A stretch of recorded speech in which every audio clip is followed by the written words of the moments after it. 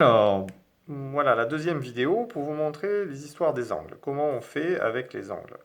Alors, I1, ici, je l'ai tracé avec un angle bien précis. Et je vais vous montrer comment on mesure cet angle-là. Donc, pour ça, il faut un rapporteur. D'accord? Et le rapporteur, il faut que vous le mettiez ici, le 0, au centre, au niveau du point I. Et deuxième chose, il faut que votre rapporteur, ici, il soit bien ajusté sur la normale. D'accord? Le 0 ici, qui n'est pas dessiné, mais qui est réel, doit être bien ajusté sur la normale. Et puis après, qu'est-ce que vous faites? Eh bien, vous regardez, vous allez jusqu'au faisceau incident et vous mesurez.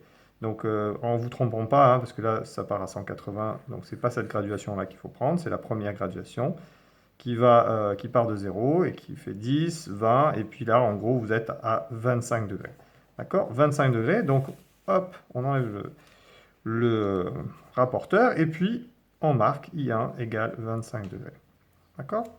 Voilà, ça c'est la première chose. Et pour l'angle de réfraction, c'est-à-dire I2, ben, on fait la même chose, mais dans l'autre sens. C'est-à-dire qu'il faut tourner le rapporteur, toujours le mettre le long de la normale, ici. Donc là, on ajuste bien le 0 ici au niveau du point d'incidence. Et puis, on va regarder ici combien on a pour l'angle de réfraction. C'est-à-dire, on part de la normale, ça c'est le 0, et puis on va jusqu'à l'angle d'incidence, c'est-à-dire, on est ici 12, alors 15, 16, 17, en gros 17 degrés. D'accord? Donc, qu'est-ce qu'on va marquer? I2 égale 17 degrés. Voilà. Ok? Alors, ça, c'est le cas le plus simple, c'est-à-dire si on vous donne le schéma. Bon, quelquefois, on vous donne le schéma, mais c'est pas écrit comme ça. Hein. Quelquefois, on vous donne d'autres angles. On vous donne, par exemple, cet angle-là, ici. Voilà.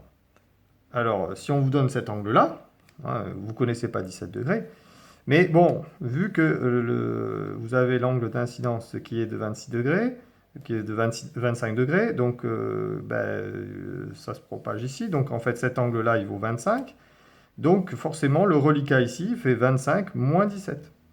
Donc on ne va pas prendre la calculatrice pour ça, hein, mais 25 moins 17, ça fait 5 et 3, 8 degrés. Donc ici, on a 8 degrés. D'accord? Et puis, quelquefois aussi, dans les exercices, on vous donne cet angle-là, donc on ne vous donne pas celui-là, hein, mais on vous donne celui-là, ici. On vous demande de le chercher, cet angle-là. Voilà, ici. Alors, ben, là, c'est facile parce que vous avez un angle droit, là. D'accord? Donc, un angle qui est à 90 degrés. Donc, c'est le complémentaire à 90. Bon, bah, donc, il suffit de faire 90 moins 25. D'accord?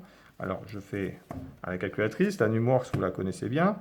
Hein, maintenant, donc, on fait 90 moins 25, et hop, on a 65 degrés. Donc, ici, il y a 65 degrés. Voilà. D'accord? Donc, voilà comment on peut s'en sortir si on n'a pas les angles vraiment bien pris au niveau de la normale. Ça arrive souvent. Ça arrive que dans les exercices, on ne vous donne pas le bon angle et il faut que vous le retrouviez. Voilà pour cette deuxième vidéo, pour bien vous montrer comment ça marche. Eh bien, la troisième vidéo, je vais vous faire un exemple concret là-dessus.